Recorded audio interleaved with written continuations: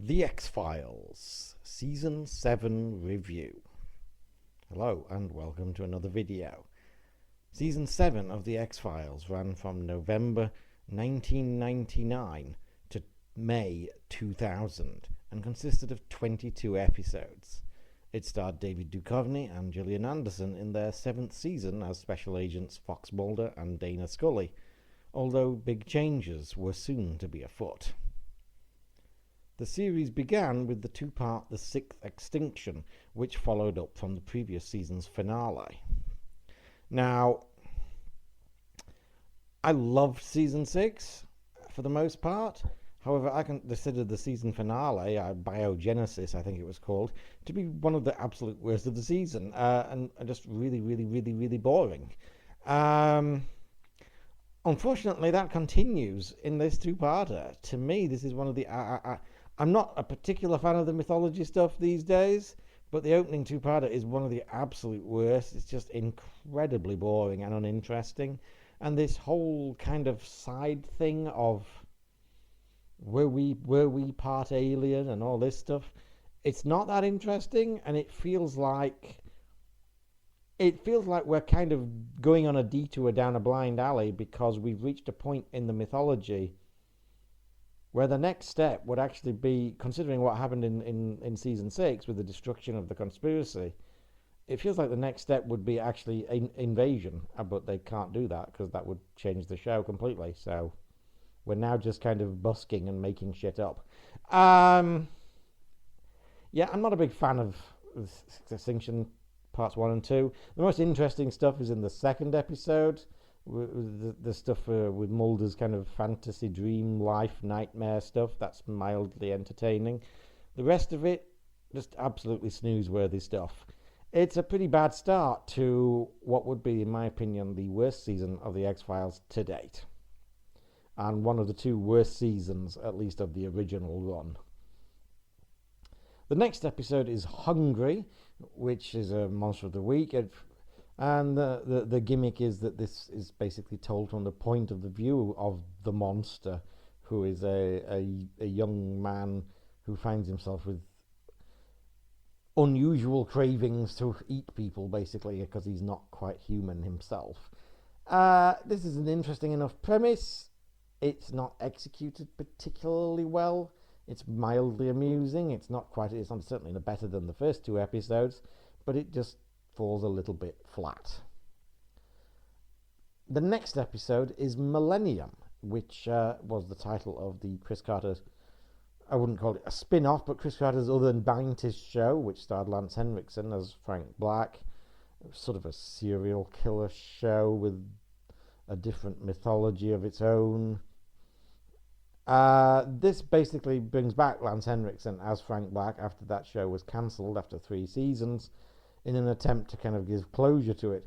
However, while this isn't a bad episode on its own, it doesn't feel in any way like an episode of Millennium. It's basically a tongue-in-cheek zombie story, which, yeah, it doesn't feel very much like the show it's trying to give closure to, and Henriksen doesn't really have that much to do either. This is, again, another pretty flat episode. The next episode is Rush, which is about these teenagers who found this cave where there's this strange vortex in it, that basically gives them powers to basically become super quick. This is probably the best episode of the season to date, and yet it's still, again, just sort of average. It's not particularly great. I don't know, this one's okay, but as with so much of this season, it feels like we're just kind of going through the motions. The next episode is the Goldberg variation, which is a guy who's like the luckiest man in the world, but that doesn't apply to everybody around him. This is basically a comedy episode, and it's not that funny. Again, it's not bad, it's watchable. It just feels very lightweight and very kind of okay. Again, it's very average. And we're 6 episodes in, and we've not even had anything resembling a standout episode, in my opinion. The next episode is Horizon, which is a sequel to Season 2's Irresistible, when necrophiliac serial killer Donnie Pfaster escapes from jail and once again is headed after Scully. The Season 2 episode is highly fated. It's not one of my favourites, but it's better than this, to be honest. Again, this doesn't really work, and it's not really terribly interesting.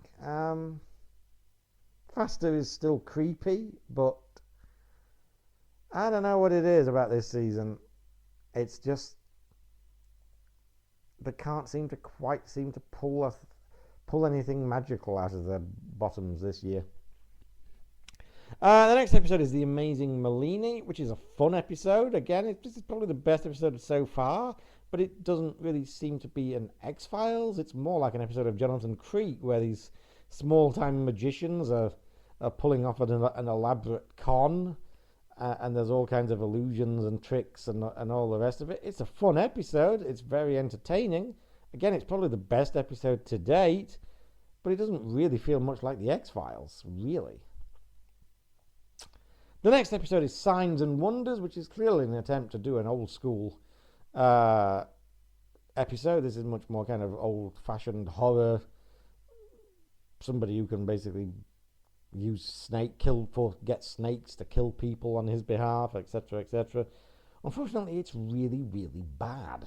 This is a terrible episode, and it shouldn't be, because this is at least an attempt to do what would seem like a proper old school scary X-Files, only it's not scary, it's kind of boring and kind of dumb. And yeah, this is a terrible episode, and things do not improve with the following two-parter, Sign, Unsight and Closure, which is the final kind of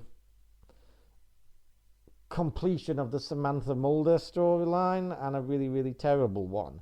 The first episode isn't too bad, even though it does seem to just go down the same furrow what we did much better with Paper Hearts in Season 4. This is basically just that again, only not as good. And then the second episode,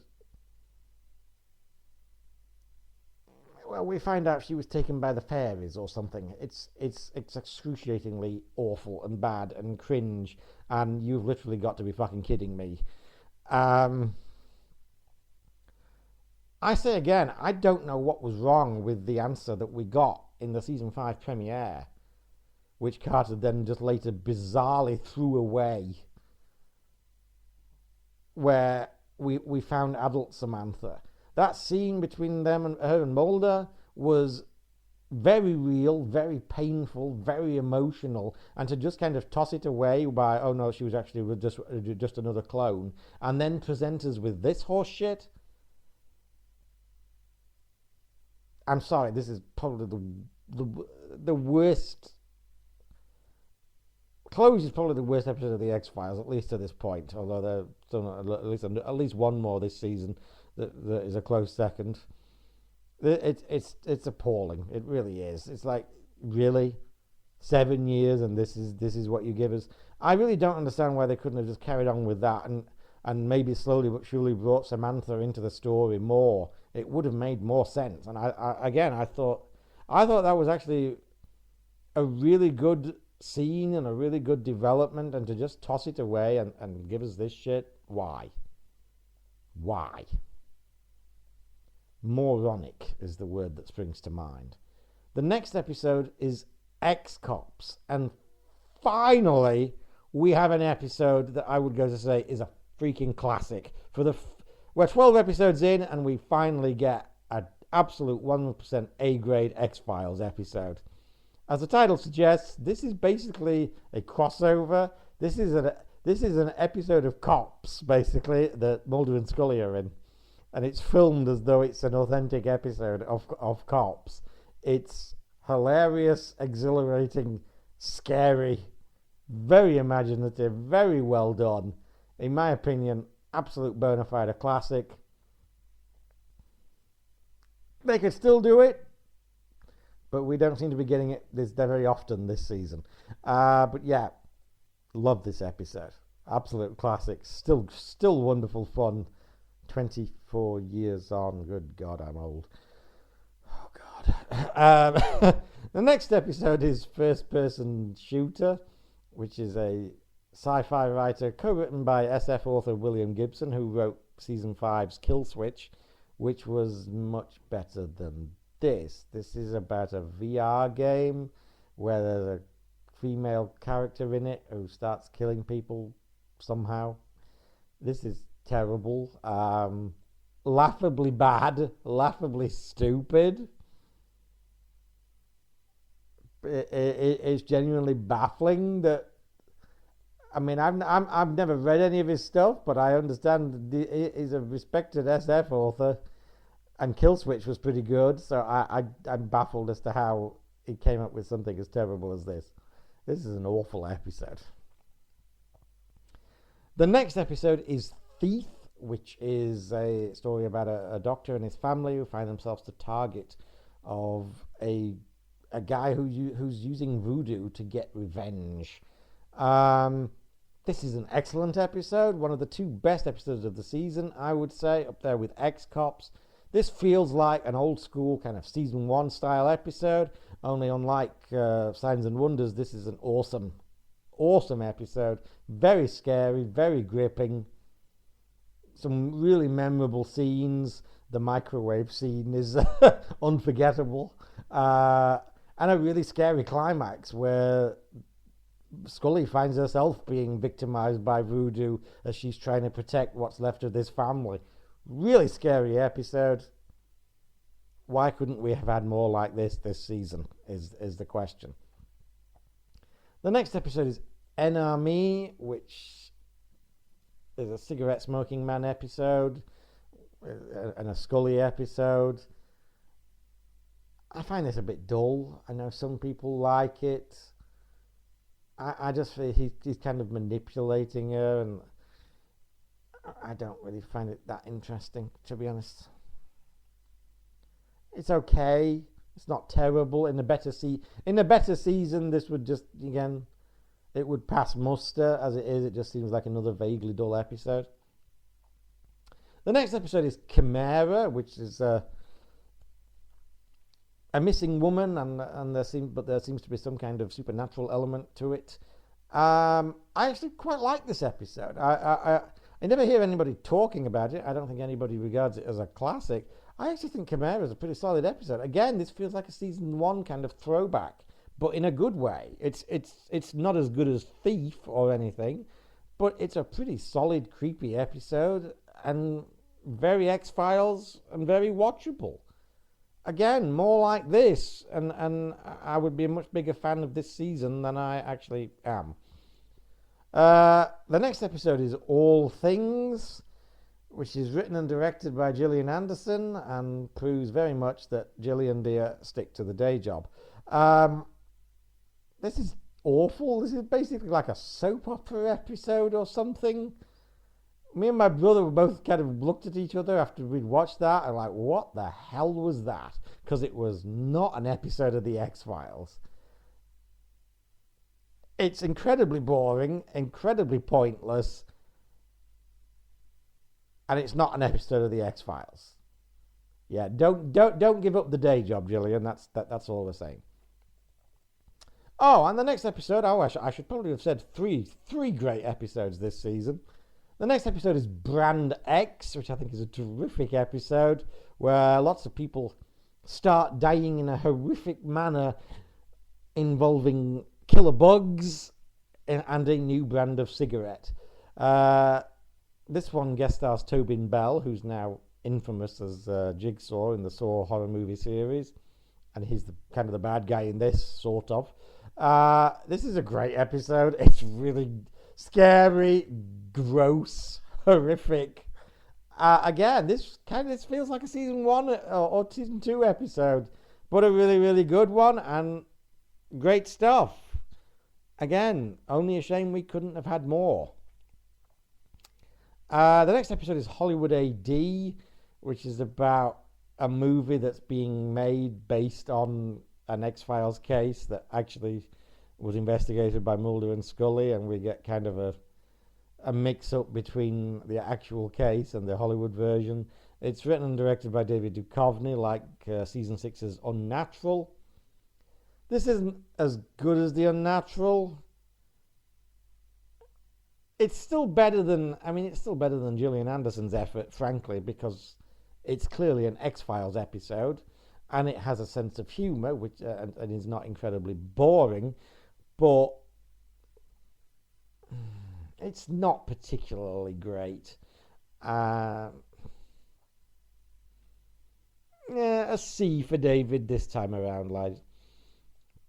The next episode is Fight Club, which is another comedy episode. Unfortunately, it's Chris Carter trying to be Darren Morgan, and again failing miserably. This is an awful episode. It's painfully unfunny. It's got Kathy Griffin in it, which should be enough to put anyone off. Yeah, this is a terrible episode. Just awful, really. Really, just terrible. Just garbage, basically. The next episode is Je suis, which is another kind of tongue-in-cheek comedy episode. Unfortunately, this one's written by Vince Gilligan and is actually pretty good. This is basically a genie episode, and the genie is kind of a bitch. This is a pretty good episode. Again, you kind of feel, and some people complain that season 6 had too many light-hearted episodes. I think season 7 is continuing this to the point where I love season 6, but it is starting to get a bit much at this point, and we really kind of want some more scary ones like Thief and that. That being said, I like this episode. This is a fun episode. It's very enjoyable. It's very clever. Vince Gilligan is usually one of the most reliable writers on the X-Files, whether he's doing a scary one or a funny one. He's basically the only one who can really do a funny one that's any good after Darren Morgan left. This is a very entertaining episode. I like it. And the next episode is the season finale, Requiem, which is basically kind of a sequel to the very first episode of the show. Set in the same kind of small town and featuring some of the same characters who were being affected by alien abductions back then. We've got Cigarette Smoking Man back, Krychek back, the alien shapeshifter bounty hunter back. This is a pretty solid episode. It's clear that this was kind of written as a possible series finale rather than a season finale. I'm kind of glad it wasn't the series finale if it had ended with the way it does, because I don't think that would have been a very satisfying ending. Personally, spoiler, I like season 8 a hell of a lot more than I like season 7, and I think season 8 has a pretty great ending as well, and they should probably have called it a day then. As a season finale, though, and a big cliffhanger, Requiem with Scully's pregnancy and Mulder being abducted by aliens, this is a pretty solid cliffhanger and a pretty solid season finale, and it's certainly a much more enjoyable kind of mythology episode than the god-awful opening two-parter. Overall, I am not a big fan of season 7. I know some people absolutely outright hate it.